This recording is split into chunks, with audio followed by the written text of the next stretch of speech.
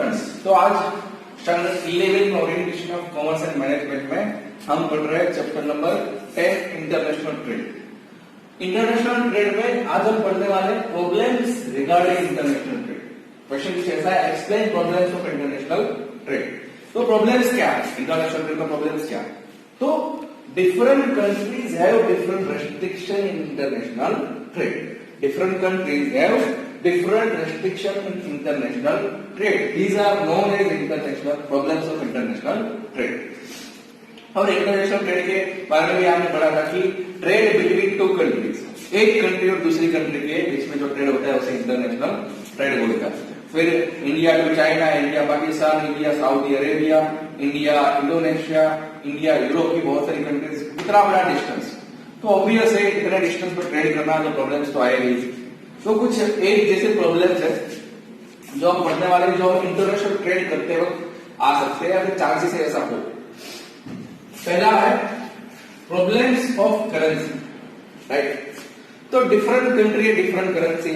हमारे इंडिया की करेंसी है रुपीज, राइट? फिर यूएई की दिरहम, डॉलर, पाउंड, यूरो, हर एक कंट्री की अलग अलग करेंसी। तो मैं इंडियन रुपीज पर पेमेंट करूंगा तो दूसरी कंट्री से हो सकता है पेमेंट एक्सेप्ट ना करे, उसकी पेमेंट हमें एक्सेप्ट ना हो, राइट? तो बहुत सारी पार्टीज को इसके बारे में नॉलेज भी नहीं होता है। अब इसका सोल्यूशन क्या है? हालांकि पिछले कुछ सालों से मतलब इसका सोल्यूशन लाया गया है डॉलर के रूप में, राइट? डॉलर ऐसी करेंसी है जो वर्ल्ड वाइड एक्सेप्टेड है, राइट? बट फिर भी प्रॉब्लम तो होता है, डॉलर का रेट अप डाउन होना। बहुत सारी कंट्रीज अपना करेंसी यूज करने में मानती है, डॉलर एक्सेप्ट नहीं करती है, राइट? तो वो जो चाहे उस करेंसी में हमें अपने पैसे कन्वर्ट करके फिर उसे पेमेंट करना पड़ता है। तो प्रॉब्लम्स ऑफ करेंसी, सबसे पहला problem international trade. Number 2, diversity of language. Diversity मतलब डिफरेंस, हर एक कंट्री में अलग अलग लैंग्वेज। हमारे इंडिया की बात करें, साउथ में तमिल, कन्नड़ा, फिर गुजराती, हिंदी, बहुत सारे डायलेक्ट्स, इतनी लैंग्वेज, और दूसरी कंट्री में बहुत सारे लैंग्वेज। तो दूसरी कंट्री के लोगों के साथ डीलिंग करना, राइट? इसका सॉल्यूशन भी मैं बोल सकता हूं कि इंग्लिश ने ला दिया है, बट आज भी ऐसे बहुत सारी बैकवर्ड कंट्रीज है, स्पेशली साउथ अफ्रीका और इंडोनेशिया, अफ्रीका, ऐसी बहुत सारी कंट्रीज है जिसको उसकी कंट्री की लोकल लैंग्वेज के अलावा दूसरी लैंग्वेज आती है, राइट? और इसके साथ ट्रेड करने में भी बहुत प्रॉब्लम होता है। तो diversity of language. Then after number 3, problem of distance. सबसे पहले कि डिस्टेंस कितना, 1000 किलोमीटर का डिस्टेंस, और हवाई जहाज से या शिप थ्रू सी ट्रेड होता है, तो कम्युनिकेशन का प्रॉब्लम तो होगा ही होगा, और ट्रांसपोर्टेशन का प्रॉब्लम भी हो सकता है। हालांकि इंटरनेट आया है, बहुत सारी सुविधाएं आजकल आई है, तो ये प्रॉब्लम भी अब तो स्मॉल हो गया है, लेकिन आज भी इसका प्रॉब्लम तो कहीं ना कहीं होता है। एक कंट्री और दूसरे कंट्री के बीच में टाइम डिफरेंस देखो, यहाँ पे अगर 12 बजे तो वहां पे 9 बजे होते हैं, 9-10 आवर्स का भी डिफरेंस है, राइट? तो problems of distance. Number 4, restriction and control. Restrictions and control. अब हर एक कंट्री के अलग अलग पॉलिटिकल एंड इकोनॉमिकल पॉलिसी होती है, राइट?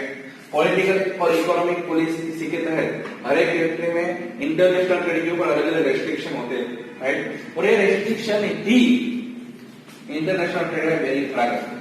हमारे इंडिया में 1991 से पहले इंटरनेशनल ट्रेड इंपोर्ट या एक्सपोर्ट कर रहा हो तो बहुत सारे पॉलिसी, बहुत सारे लाइसेंस, बहुत सारी परमिशन लेनी पड़ती है, राइट? अब भी लेनी पड़ती है, लेकिन कम हो चुकी है, इजी हो चुकी है। पहले कितने धक्के खाओ, कितनी ड्यूटीज, कितना टैक्स, कितनी परमिशन, कितना चेकिंग, सब होने के बाद होता था, लेकिन अब वो सोल्यूशन हो चुका है, राइट? बहुत सारी कंट्री को लोग शक्ति नजर के देखते हैं, क्योंकि बहुत सारी एंटी सोशल एक्टिविटी होती है, जैसे कि टेररिज्म, राइट? बहुत सारी चीजें का स्मगलिंग होता है, तो ये भी गवर्नमेंट को देखना जरूरी है। लेकिन इतना ज्यादा हो चुका है कि कई बार रेस्ट्रिक्शन या कंट्रोल भी इंटरनेशनल ट्रेड के लिए बैरियर बन जाता है। उसके बाद है नंबर 5, रिस्क। सबसे पहले आपको पता है कि most of international trade sea route से ही होता है, पानी, शिप से, राइट? तो कौन से रिस्क है? डैमेज ऑफ गंदा वेदर है, राइट, सिंकिंग ऑफ गुड्स डूब जाना, फिर robbery of goods by pirates, Somalia करके जो आइलैंड है कंट्री, वहां का लोगों का काम ही है कि शिप यहाँ से पास हो तो उसे लूट लेना, क्योंकि वो पायरेट्स है सर, राइट। तो ये बहुत बड़े रिस्क है। कई बार वेदर सडनली चेंज हो जाए तो उसके अंदर चीजें कोल्ड स्टोरेज में भी बिगड़ जाती है, क्योंकि डिस्टेंस कितना ज्यादा है, कितने टाइम तक आप अच्छा रख पाओगे। कोल्ड स्टोरेज खराब हो गया शिप के अंदर तो वो भी एक लोचा हो सकता है। तो ये बहुत सारे रिस्क है इंटरनेशनल ट्रेड में, राइट। ये रिस्क बेयर कौन करेगा, इंपोर्टर या एक्सपोर्टर, सेलर या परचेजर, राइट। तो इसमें भी रिस्क है। Number 6, different laws. हर एक कंट्री के अपने अपने कायदे कानून, कहाँ कहीं पे डेमोक्रेसी है, कहाँ पे सोशलिज्म है, अमेरिका की अलग चीज है, इंडिया की अलग चीज है, चाइना, रशिया, सब अलग अलग लॉज कायदे कानून फॉलो करते हैं। और हर एक अलग अलग कंट्री अपने कंट्री के कायदे कानून लॉज समझने में हमें दम आ जाता है, दूसरी कंट्री का हम कैसे समझेंगे, राइट। तो it becomes a problem to understand laws of different countries, but फिर भी थोड़ा सा एक कॉमन बंदा होता है जो हमें समझाता है कि हमारी कंट्री की ये पॉलिसी है हमारी कंट्री की, और इस तरह से फॉलो करा जाए तो हो सकता है। लेकिन different laws of different country भी इंटरनेशनल ट्रेड में प्रॉब्लम क्रिएट करते ही है।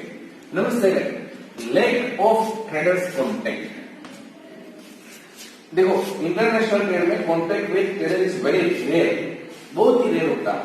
अब जिस बंदे को मिले ही नहीं, सिर्फ फोन पे बात हुई, उसको कैसे पेमेंट करें, या वो बंदा ऐसा बोल सकता है कि जिस बंदे को मैं मिला ही नहीं, उसने प्रॉमिस किया कि मैं आपको ये डेट पर गुड्स भेजूंगा, तो उसको मैं कैसे पेमेंट कर दूं, फिर वो पेमेंट करने के बाद गुड्स नहीं भेजेगा। तो इसका सोल्यूशन भी लाया गया है, राइट। वो हम पढ़ेंगे, इंपोर्ट प्रोसेस एक्सपोर्ट प्रोसेस पढ़ने वाले हैं तब। तो लैक ऑफ ट्रेडर्स कॉन्टेक्ट के भी एक बहुत बड़ा रिस्क है। And number 8, problems of weights. हमारे यहाँ किलोग्राम में चीजें मेजर करी जाती है, लीटर में करी जाती है, दूसरी कंट्री में पाउंड में मेजर करी जाती है, राइट। अलग अलग कंट्री के अलग अलग मेजरमेंट है, और ये वेइंग का जो मेजरमेंट है वो भी इंटरनेशनल ट्रेड में problem.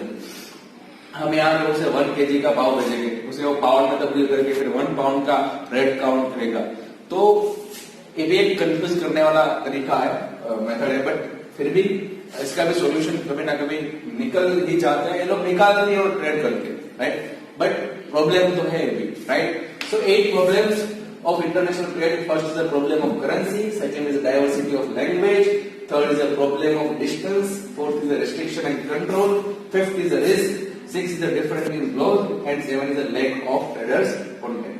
8 is the problem of weighing scale, right? तो एक क्वेश्चन इंपोर्टेंट 5 या 3 मार्क्स के लिए पूछ सकते हैं। Thank you for the day and have a nice day.